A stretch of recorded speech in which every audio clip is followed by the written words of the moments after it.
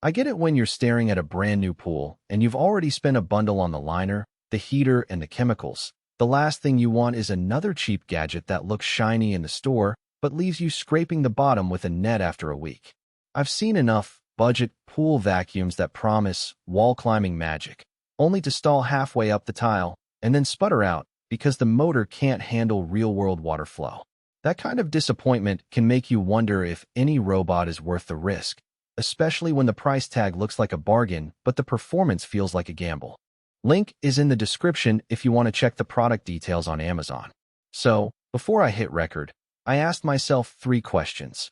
Will this robot actually clean both the floor and the walls without me constantly babysitting it? Does its cordless design really mean I won't have a tangled power cord hanging over the pool edge? And finally, does the price reflect a true value, or is it another, cheaper than the big brands, trick that leaves you paying for a second-hand replacement in a few months? The YChar9 from Ayurved is marketed as a wall-climbing, cordless cleaning robot that can roam the floor and then scale the tiles to chase the grime up the side.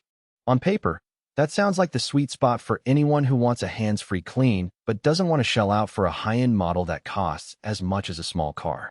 In practice, the robot's strengths and shortcomings become clearer once you set it loose in a typical residential pool. First off, the cordless architecture is genuinely convenient. The robot houses a sealed battery pack that you charge on a separate dock, then drop into the pool. There's no external cord snaking across the water, which eliminates the tripping hazard and the constant need to monitor where the cord is pulling. I tested it in a 12 by 20 foot in-ground pool with a standard plaster finish. After a full charge, it ran for about 90 minutes, which is enough to cover a typical cleaning cycle for a pool of that size. For families that use the pool daily and don't want to schedule a cleaning around a power outlet, this freedom is a real time saver. The wall climbing mechanism is where the robot tries to set itself apart. It uses a series of small suction pads that engage the tile surface and a low-speed motor to inch upward. In my tests, it managed to climb the shallow end walls about a foot high without losing grip, and it cleared the corners where the wall meets the floor fairly well. If your pool has a shallow ledge or a decorative waterfall that collects debris, you'll notice that the robot actually reaches those spots instead of leaving a line of leaves along the edge. That's a practical win compared to many floor-only bots that let wall grime build up. However, the climbing ability has limits. When the wall material is a rough plaster or a textured tile, the suction pads slip after a few inches. In a pool where the sides are unglazed concrete, the robot simply slides back down and resumes floor cleaning. So if your pool walls are anything other than smooth tile, you may not get the full wall cleaning promise. That's a hidden trade-off you'll want to weigh before buying.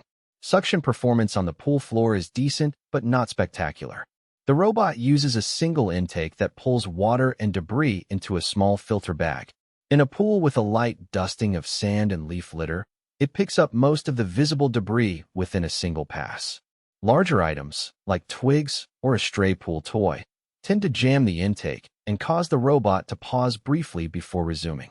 The pause is audible, a soft whirring that lets you know it's trying to clear the blockage. If you have a lot of organic matter or you run your pool without a pre-filter net, you'll end up spending extra time cleaning the robot's bag more often than you'd like. Battery life is another practical point. The 90-minute run time I mentioned is measured under ideal conditions: clean water, no heavy debris, and a pool temperature around 78 F.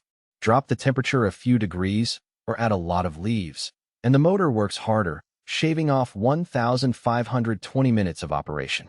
For most homeowners, that still covers a full cleaning cycle, but if you run a larger commercial or community pool, you'll quickly outgrow what this single-unit battery can handle.